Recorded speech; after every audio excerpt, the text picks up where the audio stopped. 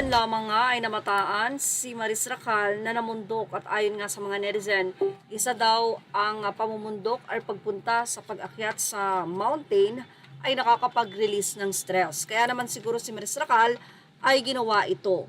At balibalita nga na hindi nagpunta si Maris Racal sa Christmas party ng Incognito, pero present naman ang kanyang collab team na si Anthony Jennings. Mula sa artikulo ng Abante ni Jun Lalin, mula daw sa Baguio ay bumalik na nga ng Metro Manila ang buong cast ng Incognito pati ang staff and crew ng ABS-CBN, at dito na nga ay nagkaroon ng Christmas gathering ang nasabi nga pong serye.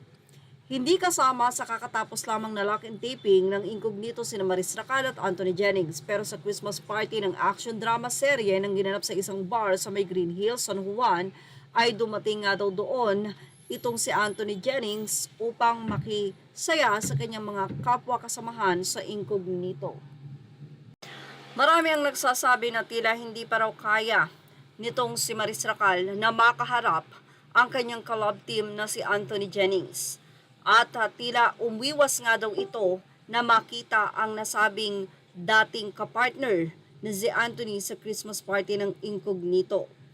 Well, mahirap daw talaga sa part ni Maris dahil unang-una siya yung mga nag-post o nakitaan ng mga mensahe na medyo talaga namang very intimate, ika nga niya, o national TV, na hindi niya ina-expect on social media na siya ay mapapahiya ng gano'ng kahihiyan sa kanyang buhay. Mahirap nga para kay Maris Racal ang makaharap ang mga kasamahan sa serye matapos ang nasabing insidente or ang nasabing nga pong pasabog ng ex-girlfriend ni Anthony Jennings na si John Villanueva.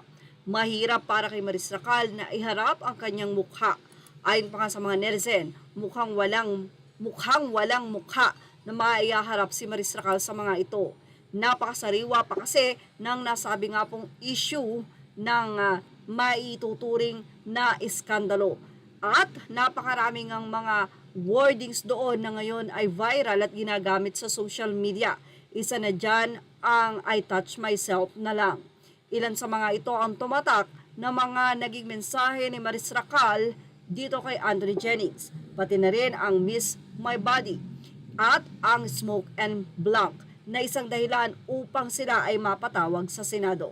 Well, wala pang update about doon, pero sa ngayon mukhang nakaka-recover na si Anthony dahil unang-una tila mas madali naman sa kanyang tanggapin.